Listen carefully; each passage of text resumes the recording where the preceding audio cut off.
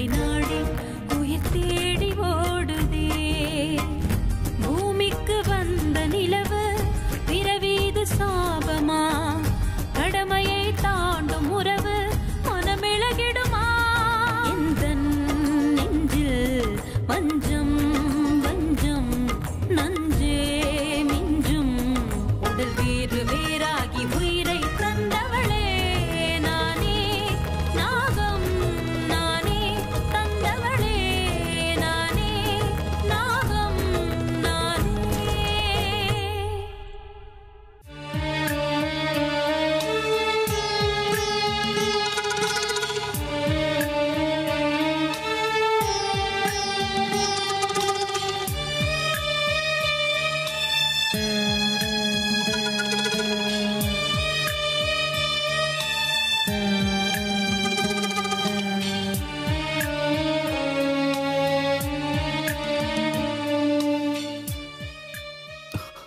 மா,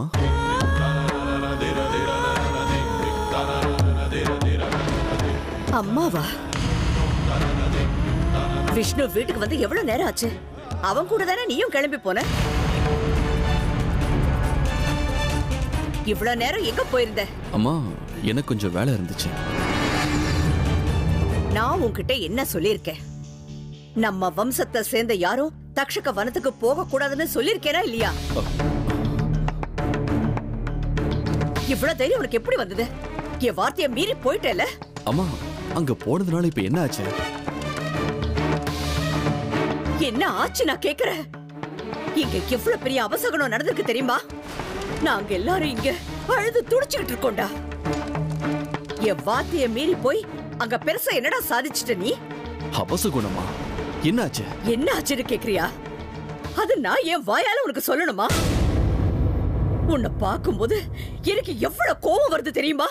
என்னம்மா இப்ப அப்படி என்ன ஆயி போச்சு? வாணி எங்க? ஓஹோ, இப்பதான் பொண்டாட்டி ஞாபகம் வருதா? அண்ணா. ஆமா ருத்ரா, வாணிக்கு அபோர்ஷன் ஆயிடுச்சுடா. நான் உங்களுக்கு சாபம் கொடுக்கிறேன். உங்க எல்லாருக்கும் இனிமே வாழ்க்கையில கஷ்டங்கள் மட்டும்தான் வரணும். சாகுற வரைக்கும் கெட்ட விஷயங்கள் மட்டும்தான் நடக்கும். நம்ம தட்சகவனத்துக்கு போயிருக்க கூடாது ருத்ரா. போனதுனாலதான் இப்படி எல்லாம் நடந்துச்சு. ருத்ரா, நம்ம எல்லாரும் சேர்ந்து செஞ்ச தப்புக்கு உன் குழந்தை பலியாயிடுச்சுடா.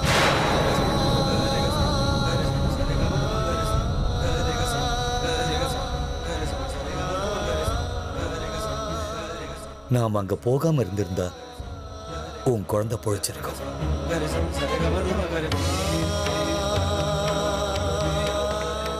என்ன பண்றது? நடக்கிறது நடந்தே தீரும். போ, பாவம் வாணிக்கு ஆறுதல் சொல்லுடா.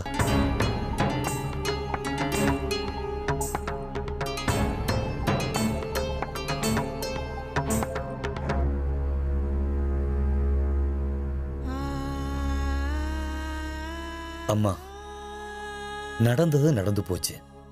இப்போது பெருசு பண்ணி ருத்ரனை பிடிச்சு திட்டுறதுனால எந்த பிரயோஜனமும் இல்லை. இனிமே எல்லாம் சரியாயிடும் நினைக்கிறேன்.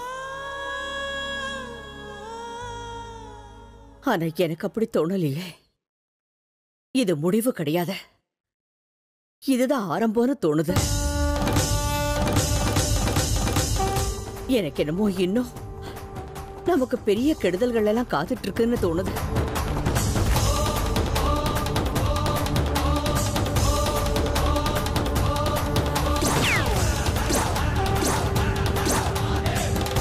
நீங்க எல்லாரும் நாசமா போயிடுவீங்க.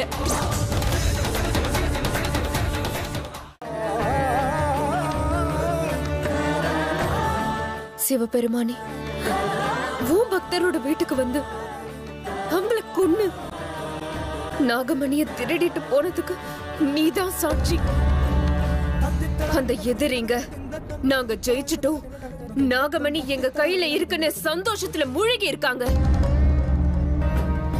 ஆனா நேர்மையா வாழ்ந்துட்டு இருந்த எங்க அப்பா அம்மாவோட சாவுக்கு பழிக்கு பழி வாங்குறதுக்கு அவங்களுக்கு பிறந்த பொண்ணு நான் இருக்கேன். இனிமே என்னோட வாழ்க்கை லட்சியம் பழி வாங்குறது மட்டும்தான். ராட்சசர்களே, காட்ட கொன்னு நாட்டுல வாழலாம்னு நினைக்கிறீங்களா? என்ன ஆனாலும் கடைசியில சத்தியம் ஜெயிக்கும். நீர் வழியில போகணும்னு நினைச்சு என்ன தடுமாற வச்சுட்டீங்க. இனிமே உங்களால தப்பிக்க முடியாது. இனி உங்க பாதையில முள்ளு மட்டும் தான் இருக்கும். உங்கள ஒருத்தரை கூட நான் உயிரோட விட்டு வைக்க மாட்டேன். நீங்க செஞ்ச காரியத்துக்கு சரியான தண்டனைய நீங்க அனுபவிச்சே ஆகணும். அது மட்டும்தான் என் வாழ்க்கை லட்சியம்.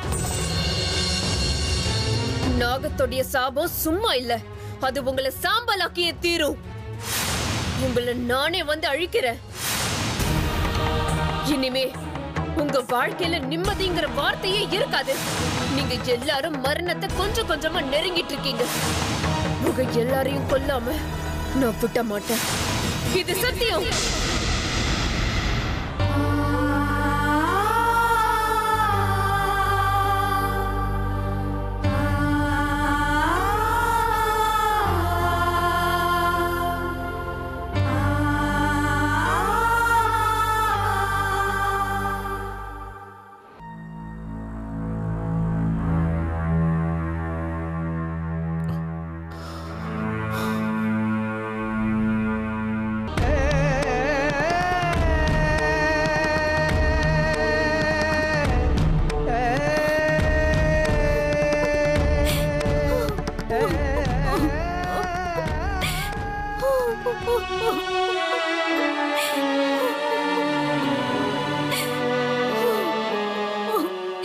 தயவு செஞ்சு என்ன மன்னிச்சிருங்க.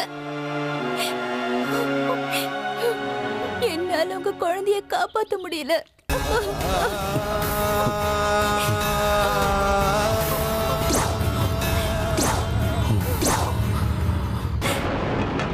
அத்தை கோயிலுக்கு போயிட்டு திரும்பி வந்ததுக்கு அப்புறம் நீங்க தக்ஷகவனத்துக்கு போனீங்கன்னு கேள்விப்பட்டதும் ரொம்ப வருத்தப்பட்டாங்க.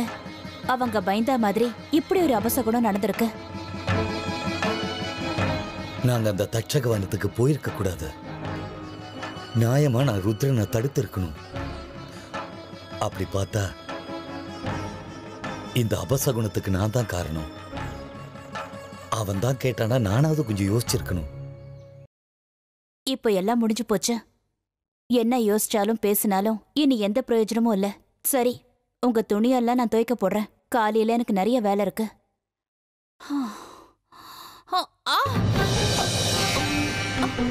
உங்க கோட் பாக்கெட்ல என்ன வச்சிருக்கீங்க? கை வச்சதும் குத்துது.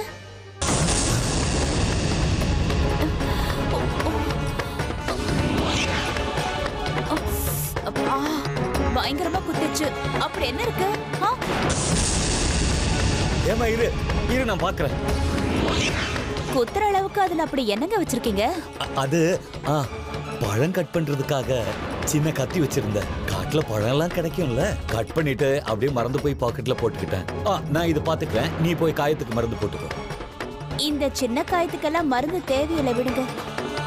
அப்படியெல்லாம் அலட்சியப்படுத்த கூடாது. போ, முதல்ல மருந்து போட்டுக்க போங்கறல்ல.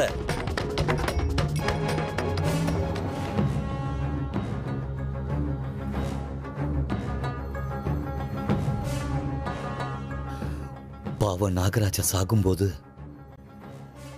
என்ன நம்பி இந்த நாகமணி என்கிட்ட ஒப்படைச்சாரு. நாகராஜாவுடைய நம்பிக்கையை நான் காப்பாற்றணும்.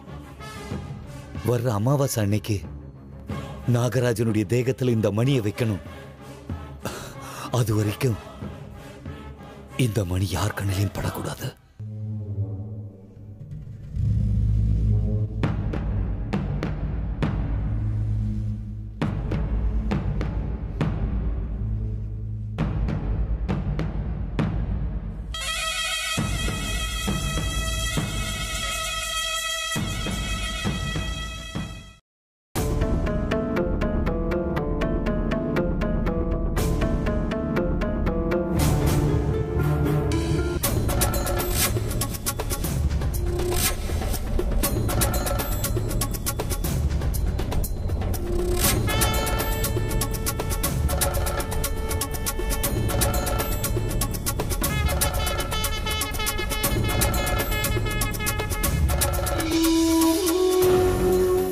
நாகமணிங்கிறது பெரிய பொக்கிஷமானது. அது மட்டும் இல்ல, இது நாகராஜனுக்கு தான் போய் சேர்ந்தாகணும். வேற யார் கண்ணில் பட்டாலும் நான் நாகராஜனுக்கு கொடுத்த வாக்கு காப்பாத்துறது கஷ்டம். அதனால நான் இது ரொம்ப ஜாக்கிரதையா வச்சிருக்கணும். எங்க வைக்கிறது?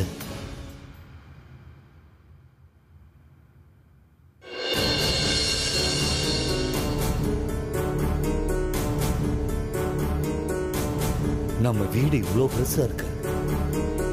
இந்த சின்ன நாகமணியை வைக்க ஒரு இடம் தெரிய மாட்டேங்குது. எங்க வச்சாலும் யாராவது ஒருத்தர் நிச்சயமா இதை பார்த்துருவாங்க. எங்க வைக்கிறது?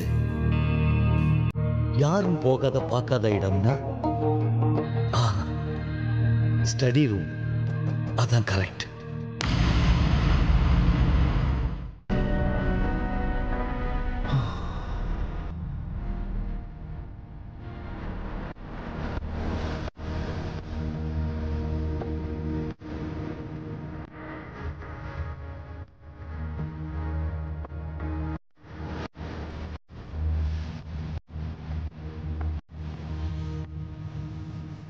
அண்ணா எதுக்காக இந்த நேரத்துல?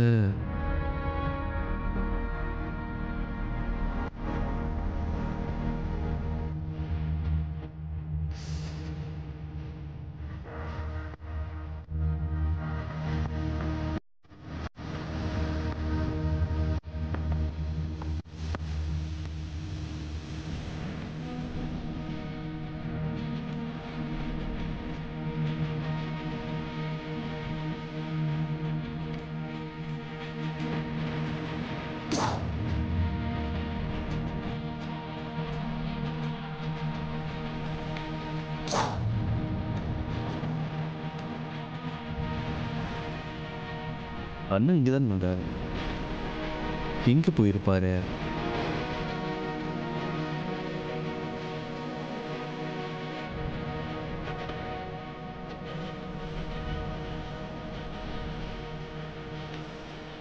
திடீர்னு மறைஞ்சு போயிட்டாரு.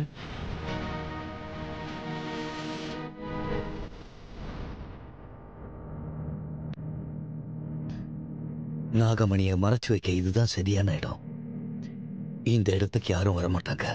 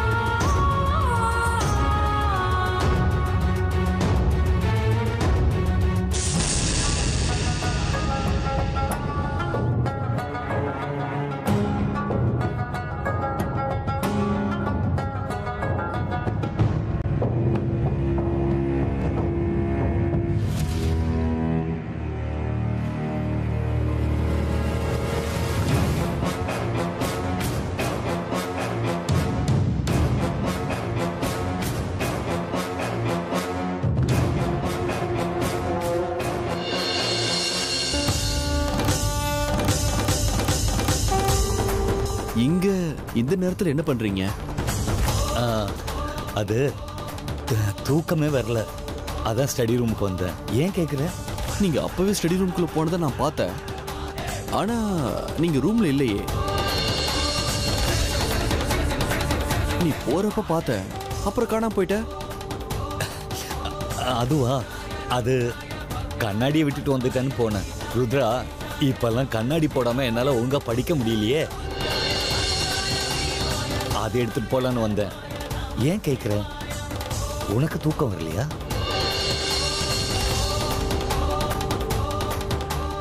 அந்த குழந்தை நம்ம குடும்பத்துக்கு இல்லைன்னு எழுதியிருக்கு போல் இருக்கு. பொம்பளைங்க அழுது தன்னுடைய துக்கத்தை குறைச்சிப்பாங்க. ஆனா நம்மளால அது முடியாதே. துக்கம் ஒரு ரணம் மாதிரி மனசுக்குள்ளே இருக்கும். சரி ருத்ரா, நான் போய் தூங்க முயற்சி பண்றேன். நீ முயற்சி பண்ண. கடவுளை வேண்டிக்கிட்டு தூங்கு. தூக்கம்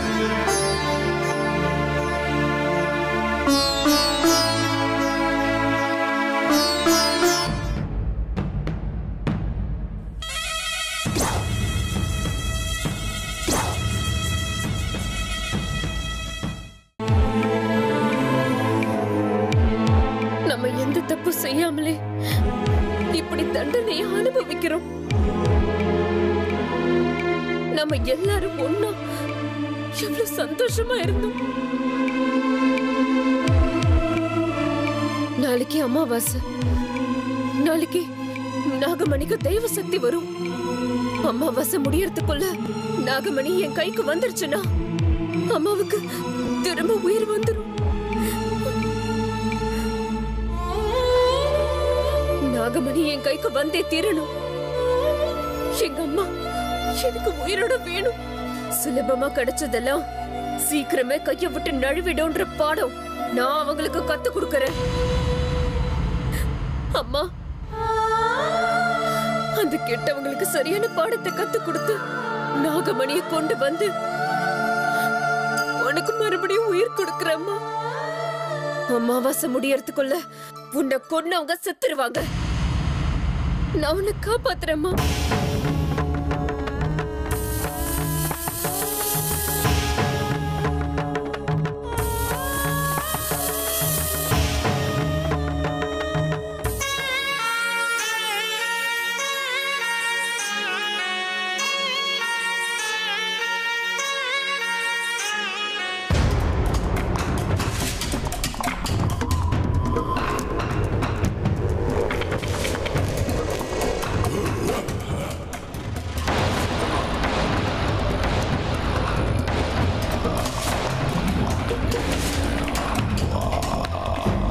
பாபா வாங்க, பாபா வாங்க.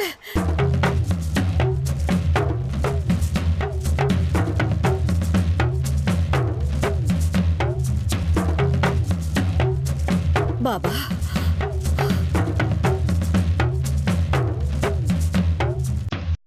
பாபா, மனசுக்கு ரொம்ப கஷ்டமா இருக்கு. நான் ரொம்ப குழப்பத்தோட இருக்கேன். நான் கூப்பிடும் போதெல்லாம் வர முடியாதுன்னு அந்த பரமேஸ்வரன் தான் உங்களையும் காமிச்சிருக்காரு. உங்களை பார்த்ததுக்கு அப்புறம் தான் என் மனசுக்கு நிம்மதியா இருக்கு. பாபா, என் குழந்தைகளுக்கு எல்லாம் உங்க ஆசீர்வாதம் வேணும். ஆசீர்வாதம் பண்ணுங்க பாபா.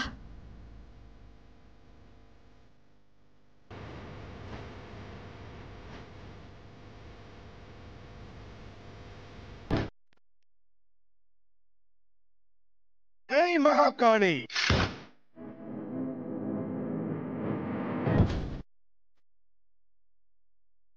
என்ன இது? எதுக்காக எல்லார் முகத்திலையும் ஒரு சோகம், துக்கம் நிறைஞ்சிருக்கு? அதனாலதான் தியானம் பண்ண என் மனசு சம்மதிக்கல. அந்த பரமேஸ்வரனுக்கு என்னால பூஜை பண்ண முடியல. கண்ணு மூடி நான் ஞானத்துல எனக்கு இந்த வீடு தான் தெரியுது.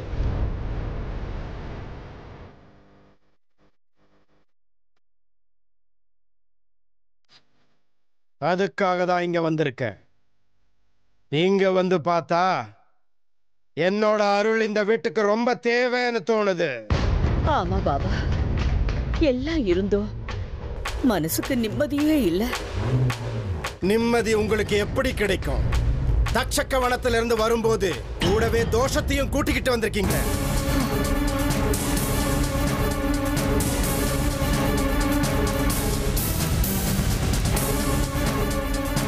இப்ப யோசிச்சு என்ன பிரயோஜனம் விஷ்ணு?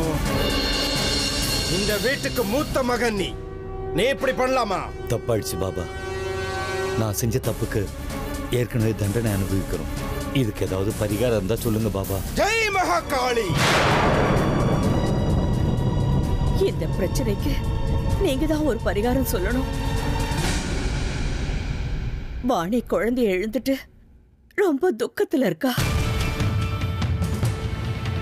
அவளோட துக்கம் எங்க எல்லாரையும் சோகத்துல ஆழ்த்துது.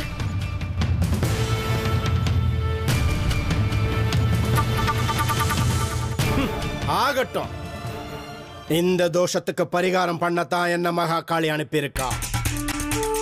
இன்னைக்கு நிறைஞ்ச அமாவாசை. இன்னைக்கு நடு நிசியில நான் ஒரு ஹோமத்தை பண்ண போறேன்.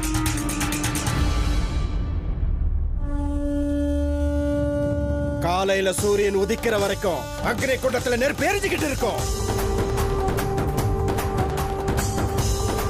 ஐயோ, இன்னைக்கு நான் தட்சகவனத்துக்குள்ள போகணும். பாபா திடீர்னு பூஜைங்கிறாரு. வீட்டுல இருக்கிற அத்தனை பேரும் இன்னைக்கு ராத்திரி கண்முழிச்சாகணும்.